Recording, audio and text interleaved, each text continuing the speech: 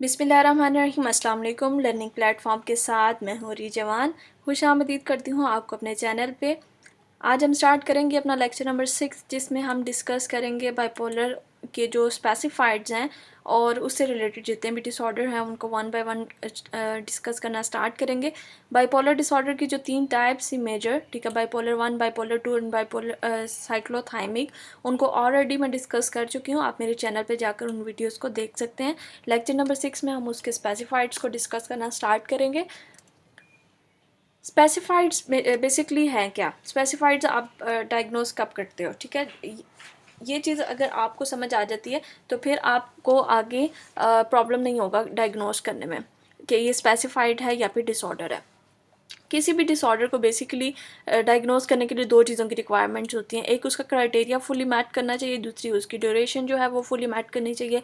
लेकिन अगर तो फुली मैट कर रहे हैं तो आपने उन डिसऑर्डर्स को डायग्नोस कर देना है, चाहे वो बाइपोलर 1 की है, बाइपोलर 2 की है या बाइपोलर साइक्लोथाइमिक की है। लेकिन अगर वो उसका जो क्राइटेरिया है या तो वो मैच नहीं करेगा फुली, या फिर उसकी जो ड्यूरेशन है वो मैच नहीं करेगी, लेकिन सिम्टम्स जो हैं वो उसकी आ रही हैं।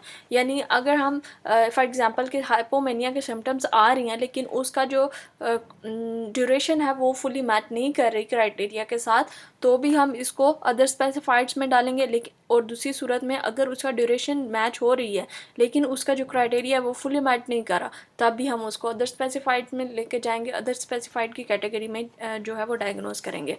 तो ये कैटेगरी क्या कहती है? This category applies to presentation in which symptoms characteristic of bipolar and related disorder that cause clinical significant distress or impairment। ठीक है, ये डिस्ट्रेस और इम्पेयरमेंट हम ऑलरेडी डिस्कस कर चुके हैं। बाइपोलर का जो पेशेंट होता है, जब उसको हाइपोमेनिया होता है तो उसकी एनर्जी लेवल बहुत ज़्यादा होता है, ठीक है, और जब उसको डिप्रेसिव एपिसोड होती है तो उसकी एनर्जी लेवल बहुत कम होता है, जिसकी वजह से इन दोनों सूरतों में उसकी जो डे टू डे टास्क होते हैं वो अफेक्ट होते हैं। उसकी जितनी भी सोशल लाइफ होती है, उसकी जितनी ऑक्यूपेशनल लाइफ होती है, उसके जितने भी फंक्शंस होते हैं डेली के, वो सारे डिस्टर्ब होते हैं। तो यहाँ पे ये जो अदर स्पेसिफाइड में ये क्राइटेरिया तो फुलफिल हो रहा है इस चीज़ का, लेकिन क्या होता है कि do not meet the full criteria for any of the disorder in bipolar and related disorder diagnostic class.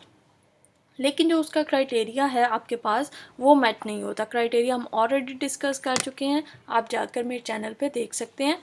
यहाँ पे अदर स्पेसिफाइड्स में फिर से उन्होंने क्या कहा है, द अदर स्पेसिफाइड बाइपोलर। यहाँ पे फिर वही बात है कि आप इसको किस सिचुएशन में यूज़ करेंगे, मैं ऑलरेडी बता चुकी हूँ। जब क्राइटेरिया मैच नहीं करेगा या ड्यूरेशन मैच नहीं करेगी।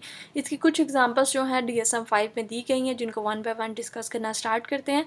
सबसे पहली जो इसकी एग्जाम्पल दी गई है, that is short duration hypomania episode and major depressive episode है आपके पास। यहाँ पे आपको नाम से ही जाहिर हो रहा है कि शॉर्ट ड्यूरेशन है हाइपोमेनिया की एपिसोड की। आप जब बाइपोलर 2 डिसऑर्डर में हमें हाइपोमेनिया की रिक्वायर्ड होता है, तो वहाँ पे आप जब देखते हो तो वहाँ पे उसकी ड्यूरेशन क्या होती है, 4 डेज़ की होती है। 4 डे की एपिसोड होती है बाइपोलर 2 में।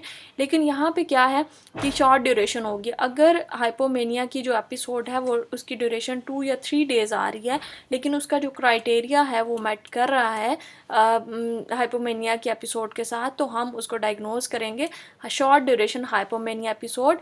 और उसके साथ साथ पेशेंट को जो है वो मेजर डिप्रेसिव एपिसोड भी होनी चाहिए, ठीक है, एक या एक से ज़्यादा। इसको रीड कर लेते हैं जी। A lifetime history of 1 और more major depressive episode in individual.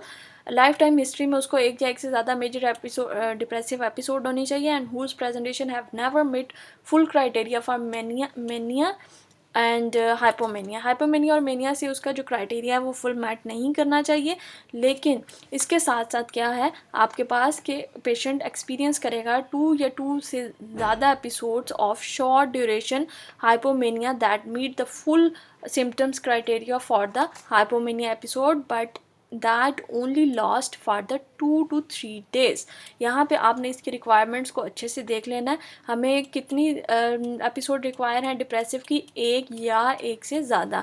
लेकिन हाइपोमेनिया की कितनी रिक्वायर्ड है, शॉर्ट हाइपोमेनिया की कितनी रिक्वायर्ड है, 2 या 2 से ज़्यादा, 2 से स्टार्ट हो रही हैं, ठीक है, एक नहीं होनी चाहिए, 2 एपिसोड का होना लाजमी है, और डिप्रेसिव की एक एपिसोड का होना लाजमी है। और इसकी जो ड्यूरेशन होगी वो कितनी होगी, वो 2 to 3 डेज़ की होगी। और इसका जो क्राइटेरिया है वो फुली मैच करेगा हाइपोमेनिया के साथ। यानी हमें हाइपोमेनिया में जो सिम्टम्स रिक्वायर होती हैं उसका जो क्राइटेरिया होता है हमारे पास हमने ए से एफ तक पढ़ा था, और इसके अलावा जो बी क्राइटेरिया था उसमें हमें 3 सिम्टम्स रिक्वायर थी।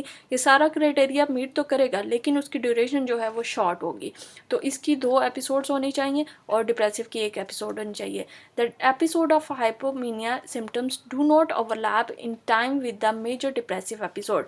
यहाँ पे वो कह रहा है कि जो हाइपोमेनिया की सिम्टम्स होंगी वो मेजर डिप्रेसिव एपिसोड के साथ ओवरलैप ना करें। ओवरलैप मतलब कि जब उसको डिप्रेशन की सिम्टम्स आ रही होंगी तो उसके साथ साथ उसको हाइपोमेनिया की सिम्टम्स नहीं आनी चाहिए, ठीक है। पहले डिप्रेशन की आनी चाहिए, जब ये एंड हो जाए तब आपके पास पेशेंट को जो है वो हाइपोमेनिया की एपिसोड आनी चाहिए, ठीक है। इनकी ओवरलैपिंग नहीं होनी चाहिए। उसके बाद so the disturbance does not meet criteria for, अगर ऐसा होता है, अगर ओवरलैप करती हैं ये दोनों चीज़ें तो क्या हो जाएगा, ये major depressive episode with mixed feature, जिसको हम आगे डिस्कस करेंगे स्पेसिफायर्स में, ये उस कैटेगरी में चला जाएगा, ठीक है। तो इसकी रिक्वायरमेंट क्या है, short duration hypomania episode and major depressive episode की, कि जो आपके पास पेशेंट आएगा उसमें 1 या 1 से ज़्यादा डिप्रेसिव एपिसोड होनी चाहिए, 2 या 2 से ज़्यादा शॉर्ट हाइपोमेनिया, ये याद रखना आपने, शॉर्ट ड्यूरेशन हाइपोमेनिया होना चाहिए जिसकी ड्यूरेशन 2 या 3 डेज़ की होनी चाहिए, और इन दोनों को ओवरलैप नहीं करना।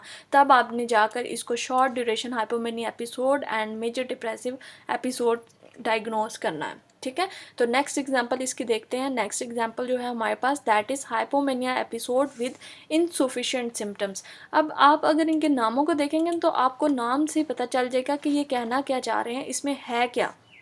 वहाँ पे क्या था, शॉर्ट ड्यूरेशन थी, तो हमें पता चल गया कि हाइपोमेनिया की जो ड्यूरेशन है वो शॉर्ट है। यहाँ पे क्या है आपके पास, इनसफिशिएंट सिम्टम, ठीक है। इनसफिशिएंट सिम्टम का मतलब है कि यहाँ पे जो सिम्टम है, यहाँ पे जो क्राइटेरिया है वो मैट नहीं करा, फुली मैट नहीं करा जो हाइपोमेनिया के एपिसोड है, ठीक है, उसके साथ। तो यहाँ पे क्या है, लाइफ टाइम हिस्ट्री ऑफ 1 और मोर मेजर एपिसोड, वही चीज़ आपके पास आ गई है। In individual whose presentation have never met full criteria for mania, same वही है, सिर्फ यहाँ पे आपके पास जो है वो सिम्टम्स जो हाइपोमेनिया की है वो मैच नहीं करेंगी, और यहाँ पे जो हाइपोमेनिया की एपिसोड की ड्यूरेशन है वो 4 डेज़ की ही होगी, ठीक है।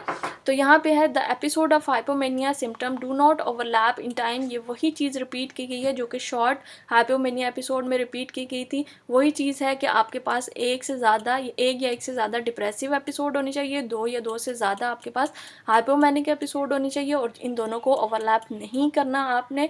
और दूसरी बात ये है कि हाइपोमेनिया की जो एपिसोड है वो उसकी ड्यूरेशन फुल होगी लेकिन उसका क्राइटेरिया जो है वो मैच नहीं करेगा, तब जाकर आपने इसको डायग्नोस करना है hypomania episode with insufficient symptom and major depressive episode.